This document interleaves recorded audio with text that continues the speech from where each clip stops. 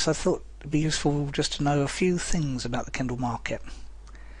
So for instance, as you can see from this web page, 1 in 40 people, and this is just the UK, got a Kindle for Christmas. They reckon that there were, let's just scroll down, around about 1.3 million actual Kindles were sold over the Christmas period. And expanding that to the rest of the world, Amazon said that they sold over 4 million Kindle devices worldwide. And the number of people giving ebooks as a gift was up a phenomenal amount as well.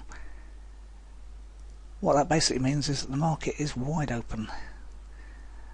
So that's good news for us as Kindle publishers or potential Kindle publishers. Kindle books have been outselling paperbacks for quite some time. Another thing you need to know or should know about Kindle is that it's not just limited to actual Kindles. You can read it, as you can see here, on Microsoft Windows. So I read my Kindle books on my PC. Other people read them on their smartphones, and that can be phones from Apple, BlackBerry, Android, or even Windows phones. So, and lots of other devices. It doesn't have to be a phone. It can be a tablet computer. So it can be iPad as well as iPhone, or any of the myriad of other tablets that are out there. So you're not just limited to people with a Kindle, not as with 4 million sold. That would be too much of a limitation, but it's not there as a limitation at all. There's lots and lots more devices that can read them. Another thing that you should remember is that most Kindles are black and white. They've introduced a colour one in the States recently, but it hasn't gone elsewhere in the world.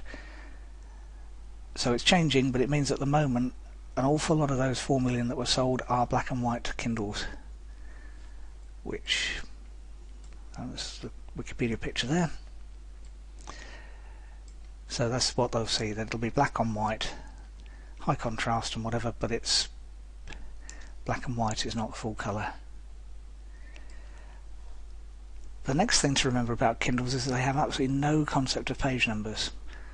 Now that's basically because a Kindle actually doesn't have any page numbers at all. That one there could be held that way up, or you could hold it sideways, so as though it's a landscape mode. You can also set the font sizes, and if I'm reading a Kindle on my PC for instance, I can set it to full screen, so the page size is completely different from the small screen on a handheld Kindle device. So we'll come on to this again later in the course, but when I show you how to format your book. But it's just worth keeping in mind right from the start that page numbers are so yesterday with a Kindle. On the actual market for Kindle books, fiction's probably the biggest market, but because most people find it easy to write non-fiction, that's what I'll be concentrating on. Almost everything apart from researching your subject applies equally to fiction and non-fiction, so you'll still get lots out of this course if you're a budding J.K. Rowling or Stephen King, so don't worry about that. Either way, it's a fun market to write for, and it's absolutely massive. So that's it for this introductory video. In the next video I'll show you how to choose the market for your new Kindle book. See you there.